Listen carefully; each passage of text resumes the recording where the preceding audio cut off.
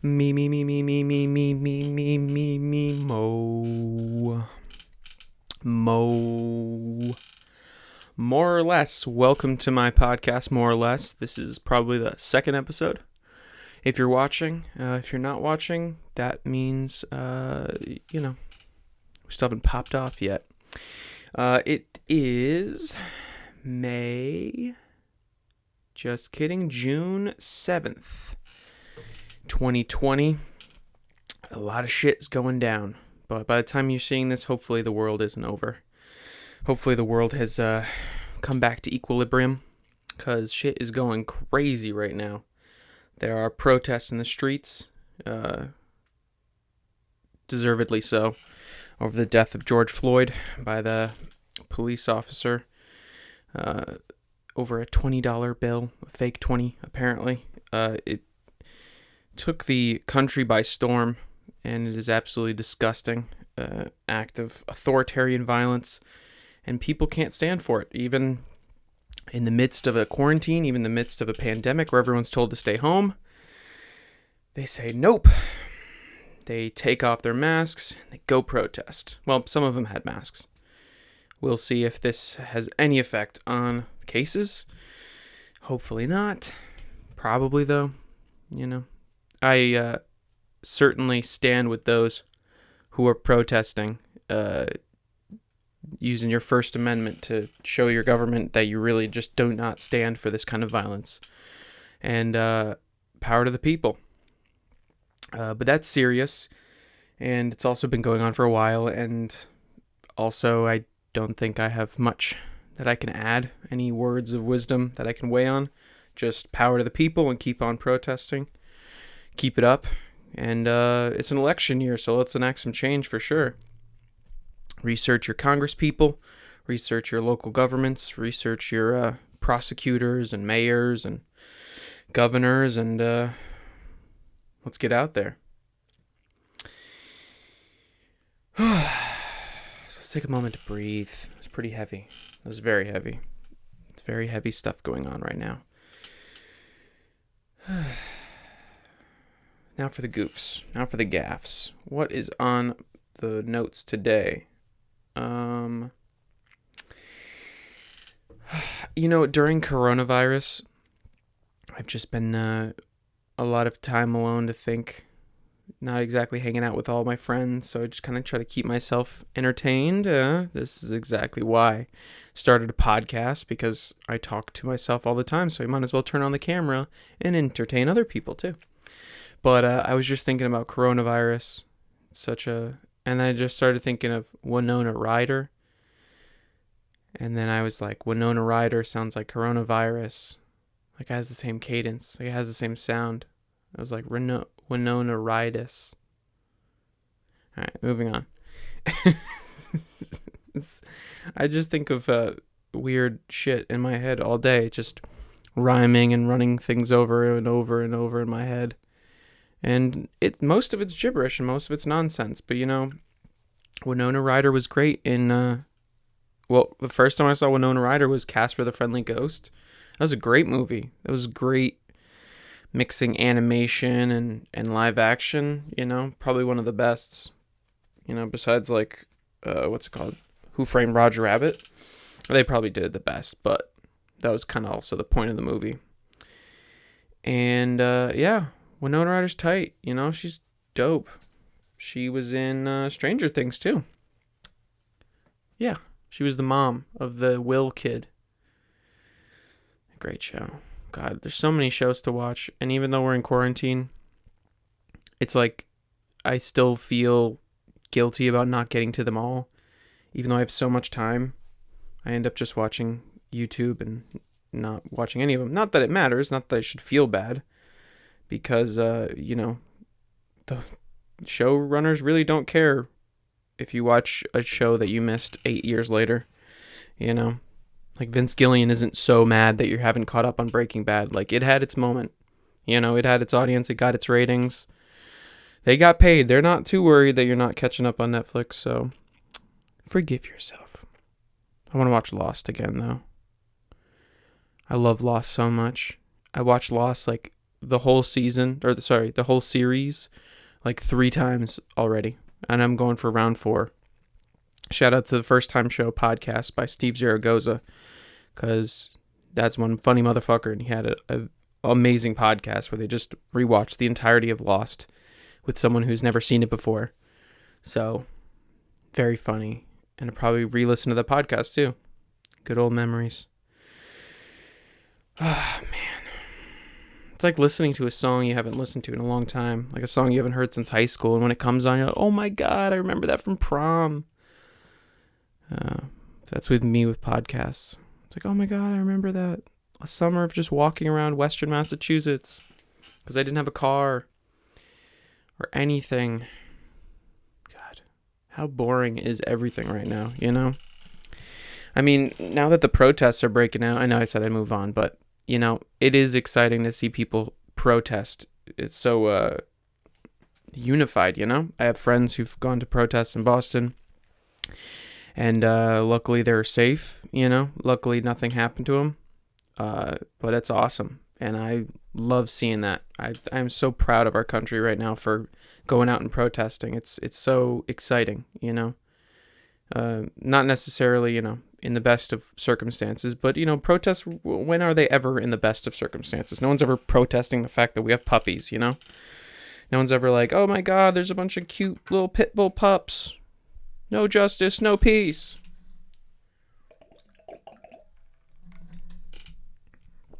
But yeah. Crazy fucking times. It is June. It is the beginning of June.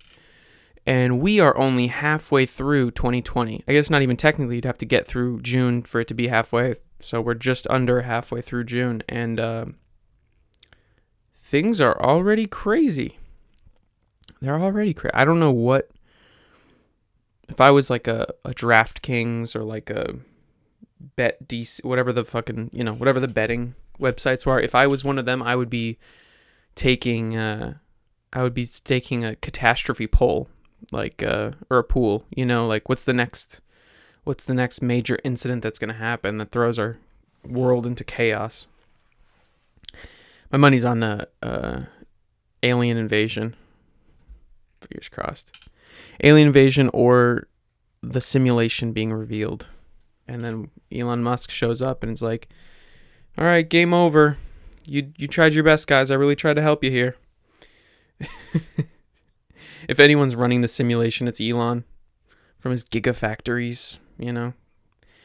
Those batteries. It's like the scene when Neo wakes up in the Matrix and he's like, you're a battery, Neo. And it's like, that's what the gigafactory is. Just the little mindless drones that live under the Teslas that run them.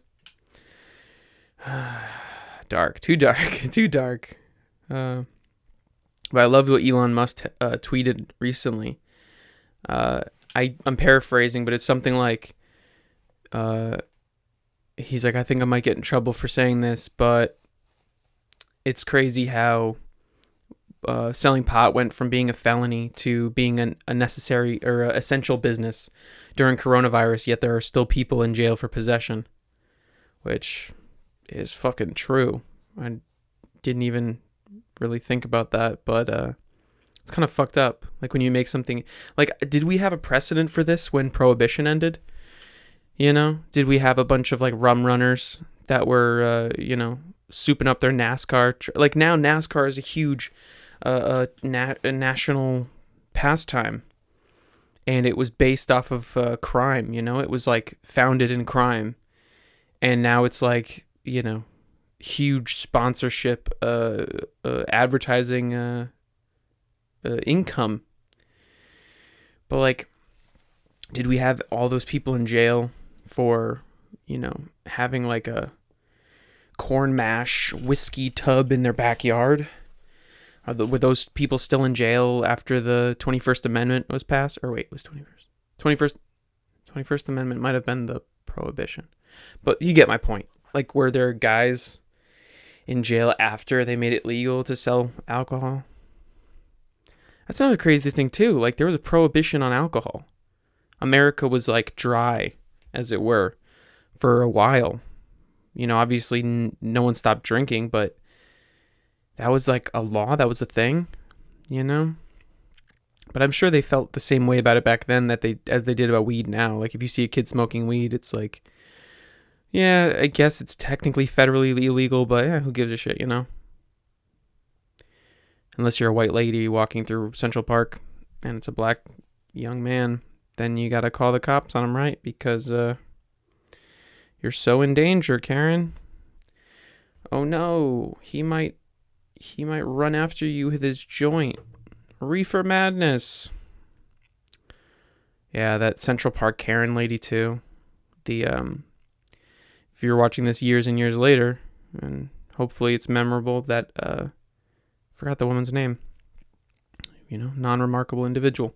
But that lady, she like called she fucking called the cops on this black gentleman who was bird watching in Central Park because he was telling her to leash her dog, her Cocker Spaniel, and she started flipping the fuck out. She just started bugging like crazy, like in a tizzy, like, oh my god, I'm gonna call the cops on you. I'm gonna tell them that African American's threatening me. He's like, go ahead, do it, stupid bitch.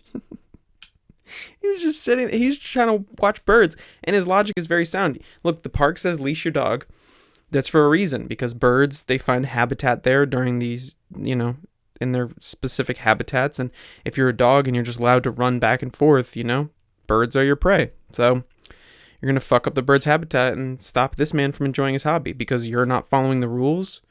And then she called the cops and she's like choking her dog the whole time. And that's, I found out later, is on the same day that George Floyd was killed. Which, I mean, whoa. Like, it could have ended bad for both individuals that one day. Man, oh man. It's crazy time. It's fucking crazy.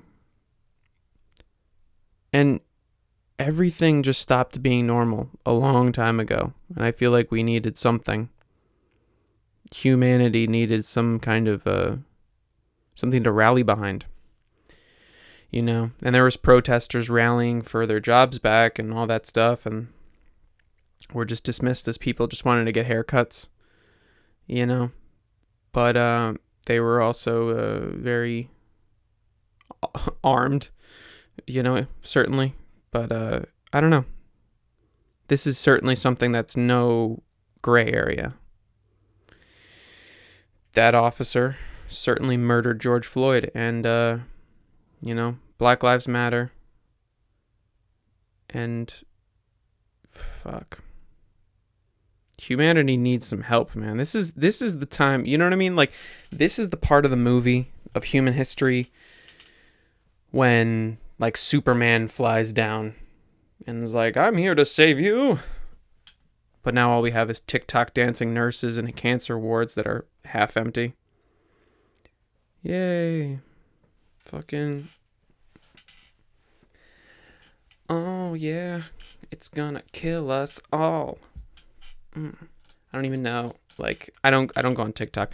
I actually don't trust TikTok, and neither does Instagram. Apparently, Instagram stopped accepting TikToks or the connection with TikTok accounts because they don't think it's secure. Which, duh.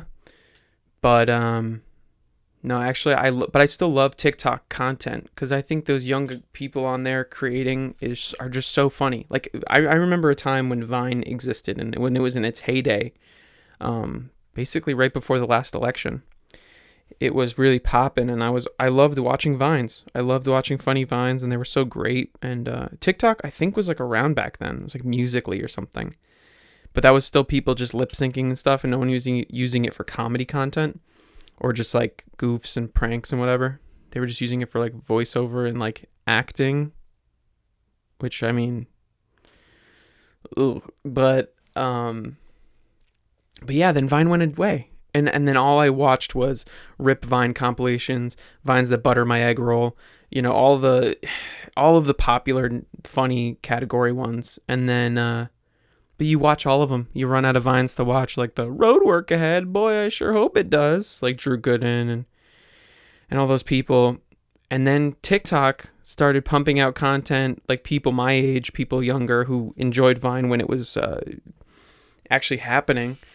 And then they went to TikTok and they started making content there that was very similar to what you saw on Vine. And some of it is even longer because now, Vine was only 6 seconds, and TikTok you can go like upwards of like a minute 30 or something like that. But yeah, I only watch the compilations online. I YouTube like the compilations and then I watch those because I don't want to download an account. So it's like a workaround. It's like the VPN for TikToks. Get into it. Or something like that. I feel like I'm slowly slipping towards old man status. Like soon I'm not going to be able to understand what I was almost there I was this close to losing it on TikTok. I don't like TikTok. I don't like the mainstream of TikTok, like the TikTok dancing and the sing-alongs and the duets and everything like that. I kind of like the sarcastic side content that goes along with it where people make fun of that, but not to seem like a fucking hipster or anything. Not that I'd need any help trying to be categorized that way, but yeah, I was this close. I was about to give up on TikTok completely and like, whatever, these kids I don't know what these kids are doing nowadays. This close. Whatever the next app is, I'm old.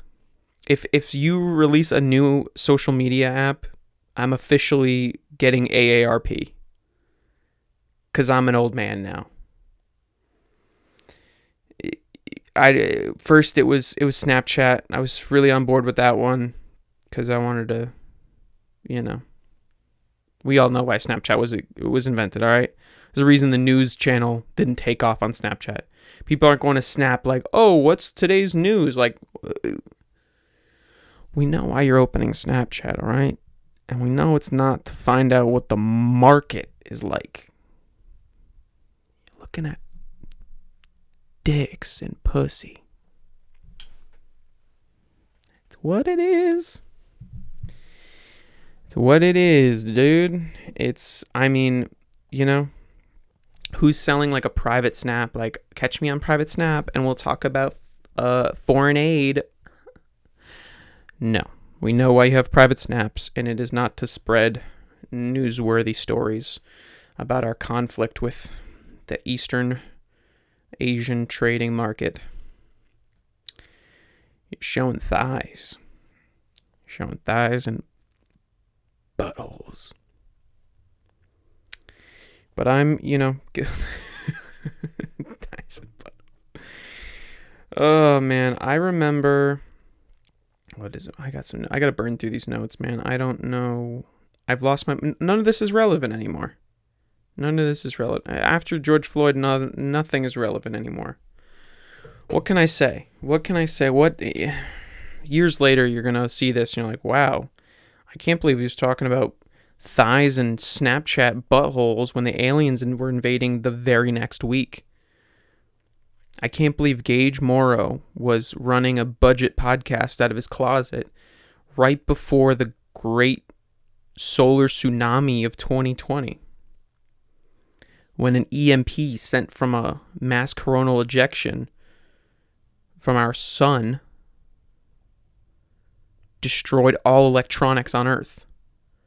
Not a nary TI-83 was working after June 8th, 2020, and this man was recording a podcast during it.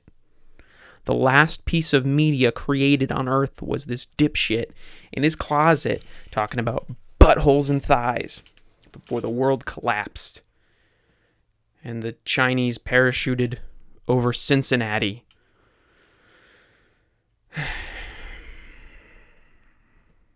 Everyone forgot about Jeffrey Epstein too, but I'm glad someone could buy the rights to make a documentary about him. He didn't kill himself. He's still alive. Costa Rica with Carol Baskin's husband. And she didn't kill her husband either. Nope. He took one tiger. And now they're married in Costa Rica. You can marry tigers in Costa Rica.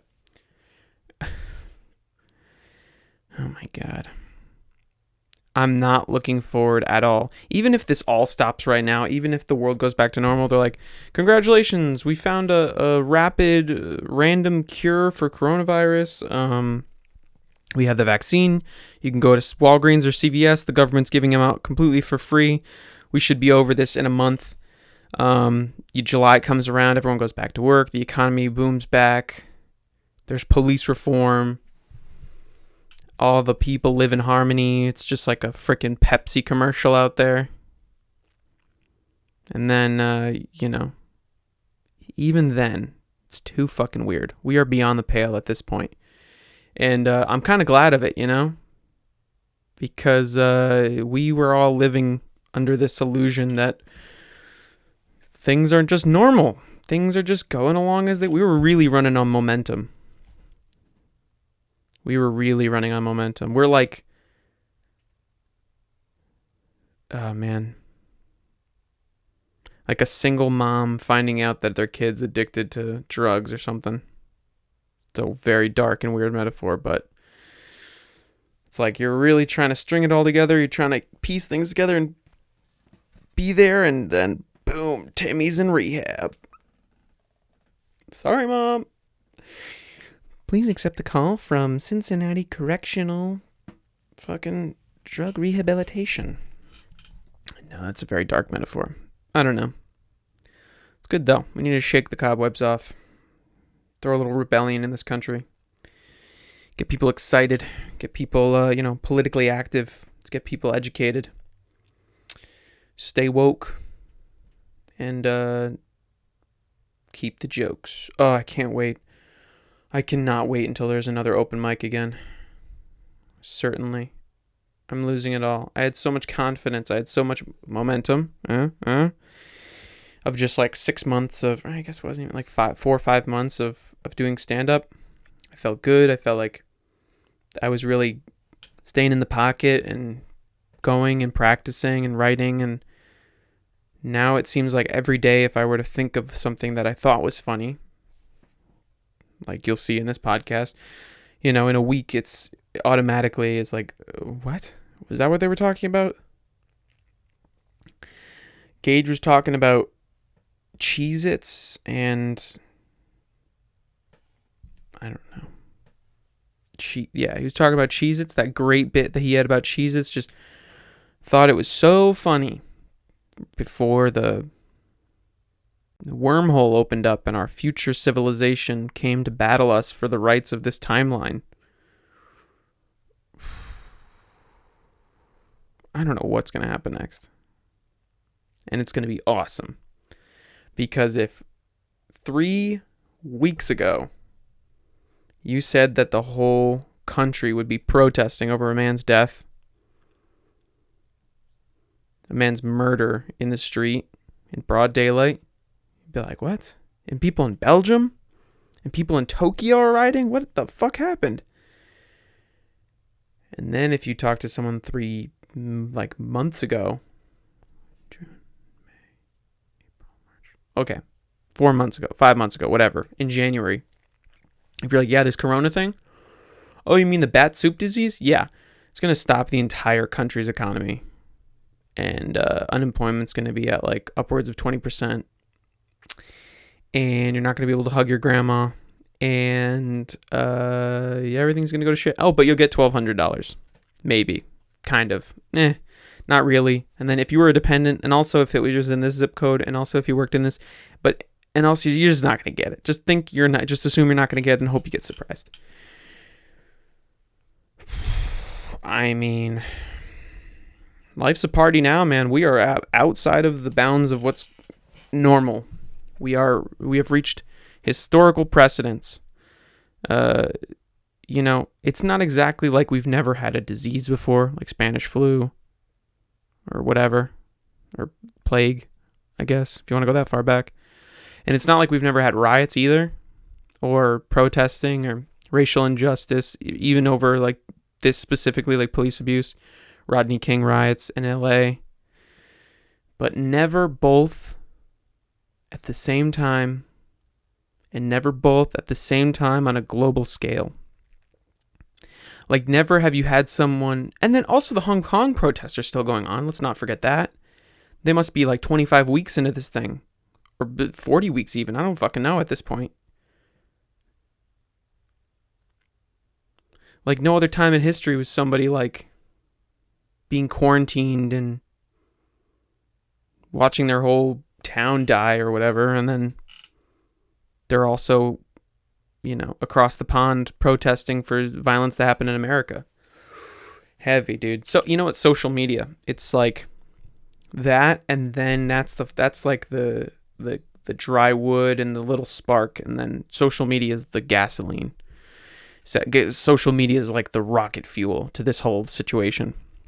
And I love it because without social media, this young lady, I'm blanking on her names. You're not the person, I am not the person to go to for news, certainly. But, if you know what's going on. But that young woman, that young black woman who's recording on her phone this violence of George Floyd, without this young lady, the world would it'd still be fucked. That would have still been a really terrible incident.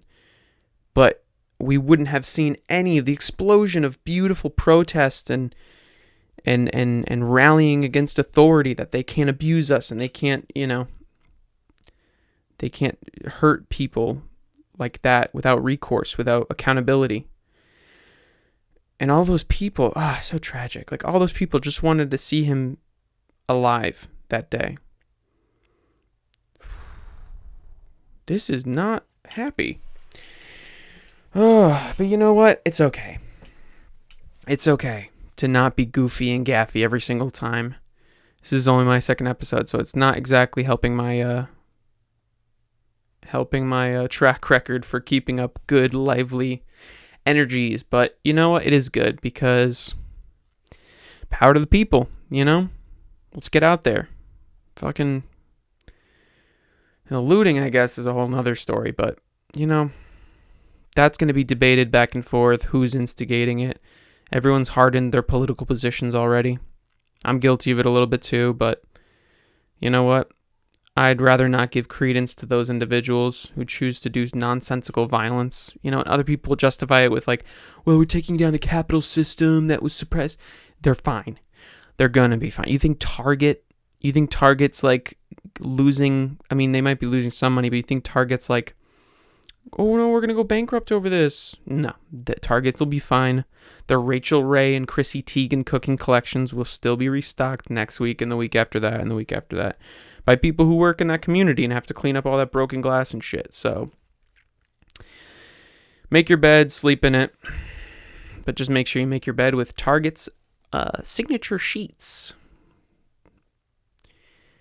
included with ash stains and burn holes from Molotov cocktails. Yeah, it is what it is, We are all going to make it through this, or not. And whatever it is, I'll still be here in my mom's house, in my closet,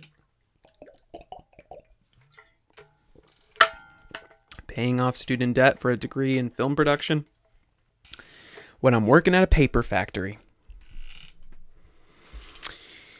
And that's my struggle, so I'm certainly grateful.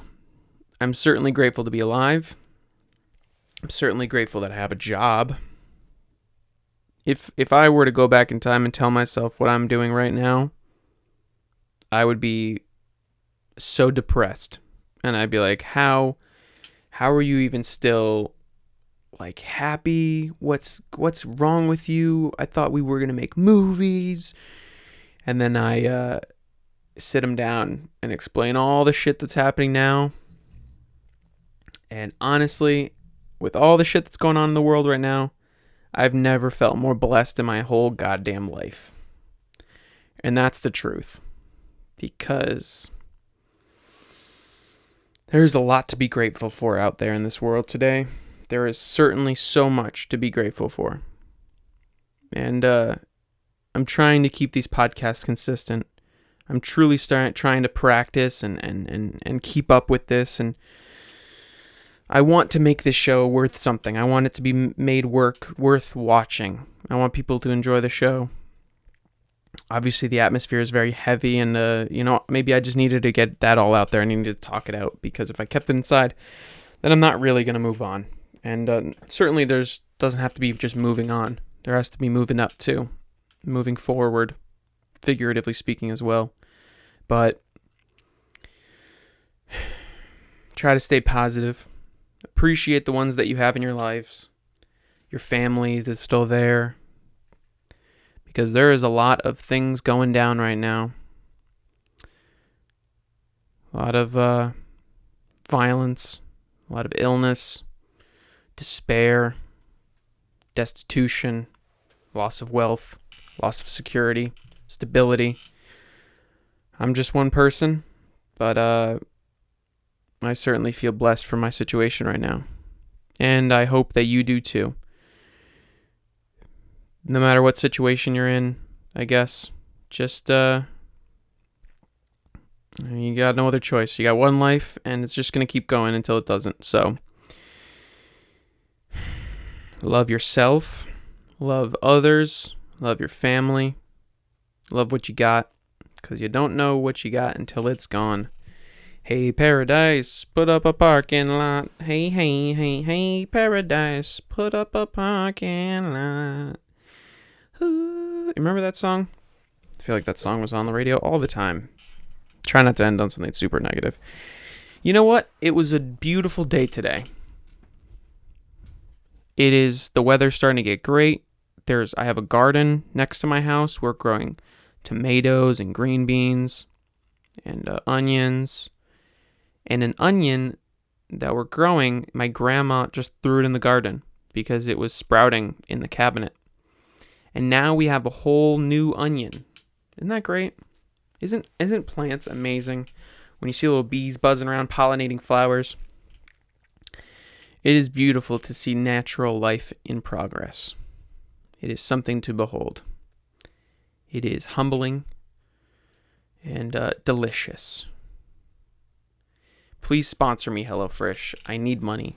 No one is watching, but I swear, if you sponsor me, then everyone will watch because everyone loves HelloFresh. Or Blue Apron. Whoever wants to give me money first. No one should give me money. If someone gave me $1 million, I don't know if I'd know what to do with it. I would buy a lot of Hershey Kisses. And then I would spend the rest of it on diabetes treatment. I don't know if I can control myself. I don't think the lottery is meant to be won by anyone who plays the lottery. Like, I think of the people who buy lottery tickets, and I'll keep it personal, of just the people in my own family, in my family history. People who like gambling. Oh, shucks, my hair. Oh, we have high production cost here, more or less. We pride ourselves on flipping our headphones backwards. Nope, just kidding. I'm just looking at myself in a monitor. Now, I think about the people who buy lottery tickets. People who are like at the little tables with the Keno and the pencil and the little like golf pencil. I don't even know half of what Keno even is. And if I start to learn, I feel like I would lose half of my net value, which is already nothing. So, guess what? But I just think of the people in my family who love lotteries, tickets, and scratchers and things like giving a scratch ticket as a birthday present. I mean, look, a lot of my family members do it, and I'm not going to hate them for that, but it just is kind of shitty, right? It's like, I could give you money, but instead I spent $2 on the possibility of you winning like $50, and I only had to spend $2, and it makes me feel better because if you lose, it's not my fault. I guess it's a cheap gift. It's like, it's a thought that counts. I guess you shouldn't hate on it too much. But back to my original point, the people who play the lottery should not win money from the lottery. Like, if you think that spending money on a lottery ticket is a good investment, or like that you have a chance, or like, oh, well, it's my week, it's coming to me. I don't want to see what you do with $150 million. You may pay off your mortgage. Sure.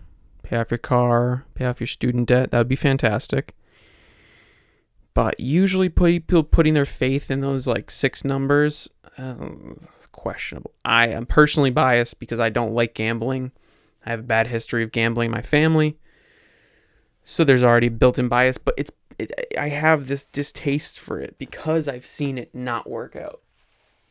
And you keep going back to the well, You buy one lottery ticket one week. If you win, that person doesn't stop buying lottery tickets. Now their actions are justified. I mean, people keep buying lottery tickets even when they don't win. Isn't that crazy? I mean, I don't know.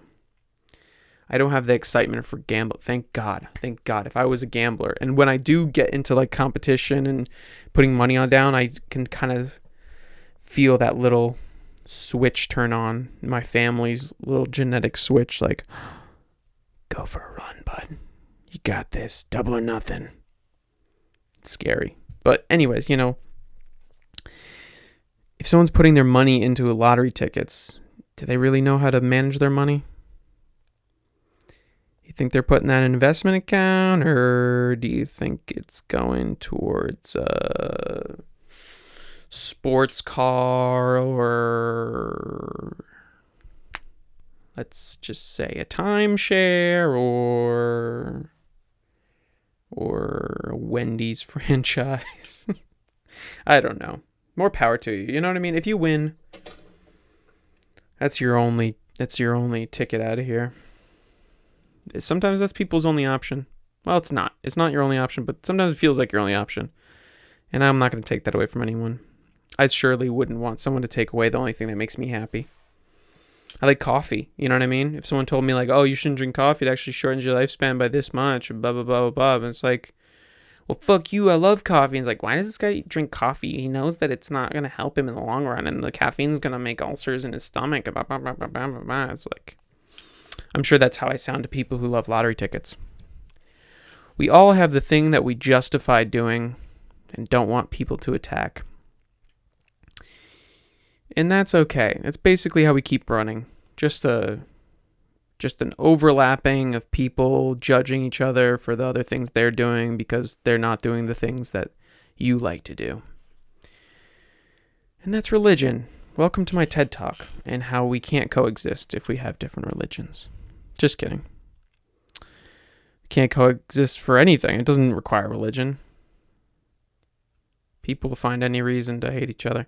Dr. Seuss had it right in the beginning. Have you ever read the book, The Star-Bellied Sneetches? That, I believe, is the best children's book that explains classism, racism, maybe not sexism, but certainly the other isms. Star-Bellied Sneetches. There's a guy who comes to town with like a cool machine, and he gives some of the Sneetches, which are these like furry Grinch-looking characters, he gives them a star on their belly and basically tells them that they're better than the other people who don't have stars on their belly. So you just came into a society where everyone looked exactly the same. There are a bunch of these like green or yellow. I'm going to look up a picture. A green or yellow little furry creatures. And then, the yellow creatures. Yeah, the guy comes in and these little long-necked creatures with 73 pages. What the fuck? I thought this was a and other stories. Interesting. Star-Bellied Sneetches. Yeah, the guy comes to town. What happens? Step right up. Oh yeah, basically tells people, hey, pay for this machine that puts stars on your belly. And then the people with stars on their belly, they develop this complex where they think they're better than people without the stars on their belly. And it's like, kind of had it right, I mean, he did create anti-Japanese racist cartoons for World War II propaganda, but you know what? Separate the artist from the art. You can be right sometimes and wrong a lot of the other times. Even Gandhi was wrong when he didn't give his wife that medicine. Too dark. Get back to the point, Gage. Okay, yeah. So the Star-Bellied Sneetches, you just create classism because this guy gives you a machine and it's like, hey, if you pay this money, you can feel better about yourself and give yourself this status symbol. People with iPhones, stop telling me that I'm a green bubble. iPhone does it. Any little things that do it. Just a little something. It can't be too gaudy. It can't be over the top. Because if you spend too much money and it's over the top, people start to turn on you. They don't idolize you anymore.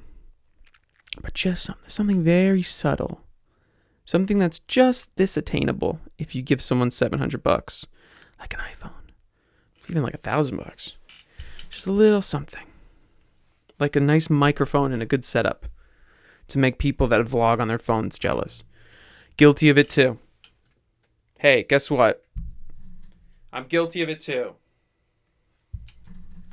So,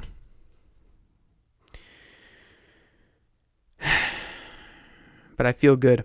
I feel good, and that's probably because I live a very privileged life. So, fuck me, right? Cool. I shouldn't say privilege. I feel like privilege ruins a whole conversation. Just the word. Now everyone's bummed, thinking about race and classism. Let's spice it up, Gage. Come on. One last point. I guess we'll kill one of these notes. And one of those notes is you cannot make High School Musical today. Well, you know what's hilarious? I wrote this. It said can't make High School Musical now. Now, the reason I put for you can't make High School Musical now is school shootings. It's very dark, but school shootings are one of the things I think about, actually quite a lot. It's definitely not something you want to say when you look like me, but it's something that really affected me back when I was going to school, I'm from Connecticut, and the Newtown, the Sandy Hook kids, that was during my time when I was in like high school or middle school. And, no, I guess high school. But still, it really affected me, because it's like, especially when I didn't know that I still had anxiety. But you have this idea that you're safe. And I knew Columbine happened, but that was so one-off, And then it was like trend for years.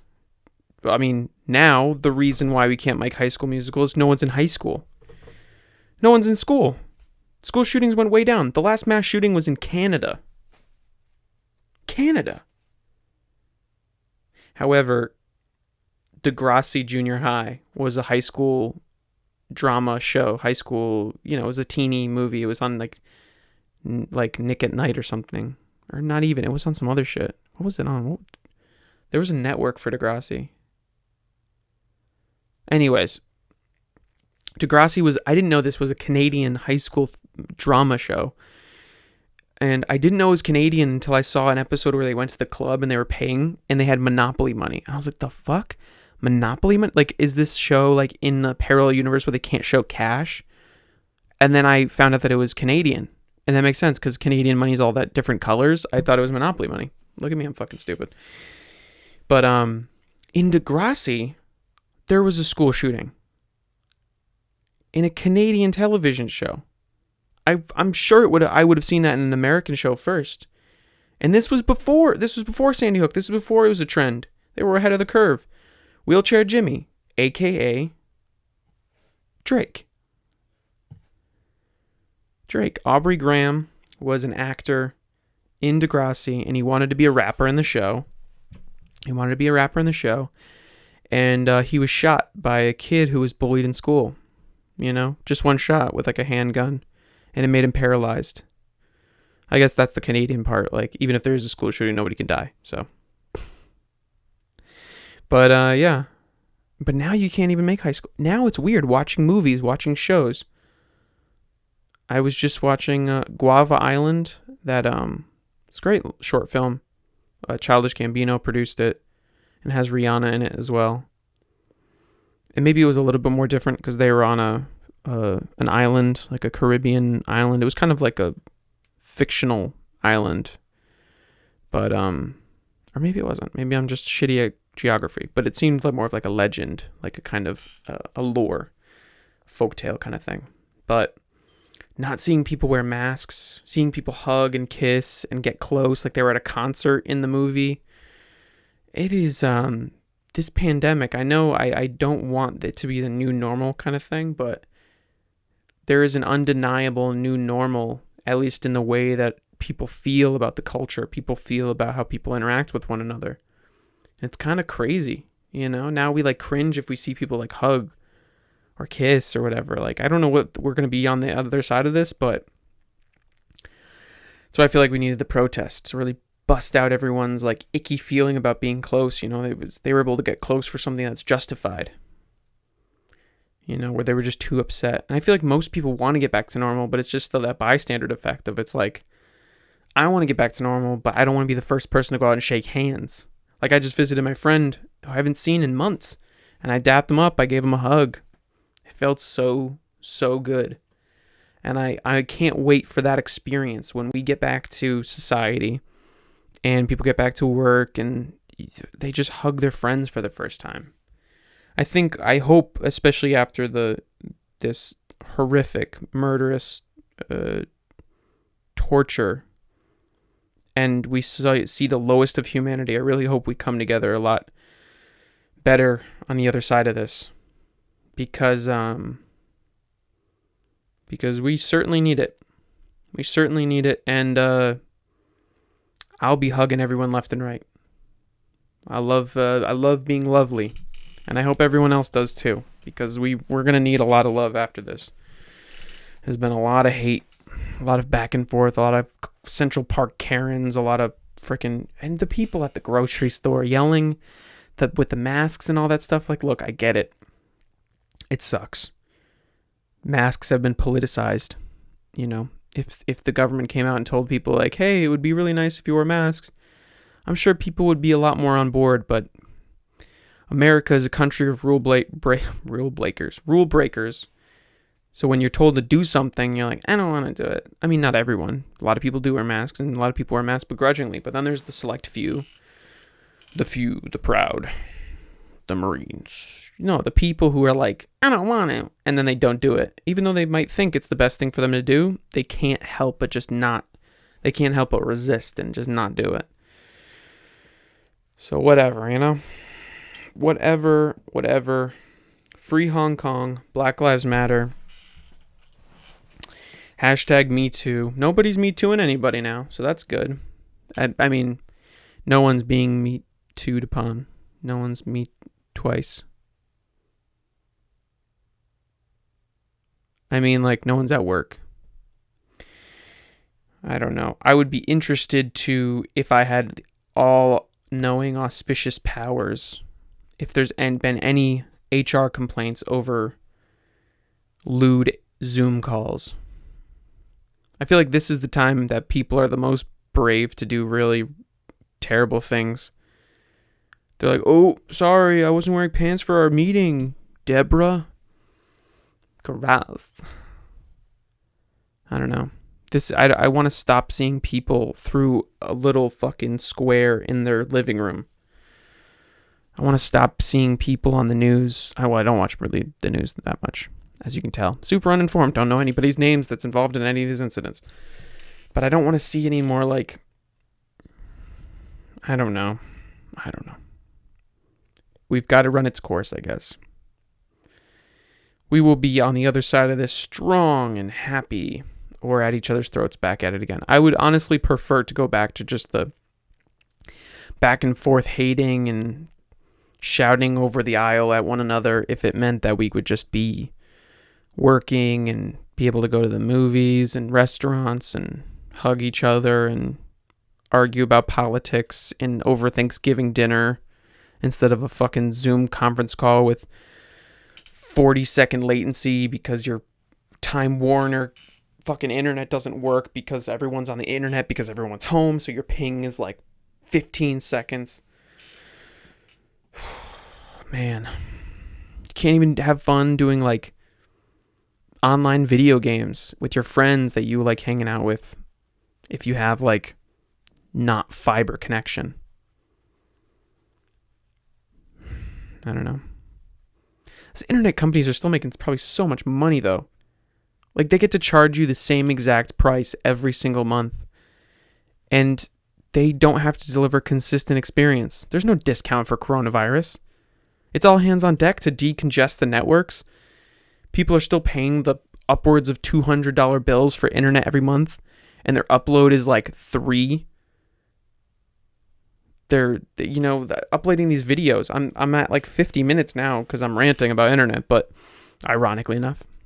But this is going to take like hours and hours and hours and hours and hours to upload. And I have that time, but shit, there's people who actually make money off this stuff, and they're paying good money for their internet, and it's just going out the window. Whoop, no, don't care. We got to decongest the network, but we're still going to expect that $275 next month. And rent. And today is not the time to be a landlord. I can say that much. And I want to move to New York after all this. I picked the right time to want to be a comedian in the city. But we look forward to the positives. We're still alive. If you're watching this, I hope you're alive. And I hope this isn't being played at my funeral. That would be extremely depressing and ironic. But also hilarious. Because I'll be buried in this. It's my favorite shirt. I love tie-dye. As you will probably see over the many years of seeing my face. But stay safe, everybody. Tear gas will have to run its course if you get sprayed. Wear face shields. Protect against rubber bullets affecting major vulnerable organs. Keep a number for your local lawyers guild on you. Don't be a hero. If you sense violence, run away. It's okay to be a wimp at these times because we can never know the sheer force that someone can bring down upon you. And you need to be there for your family the next day to support them through all of this other tragedy. Stay safe. Stay woke. Black Lives Matter. Free Hong Kong. And this is American Idol.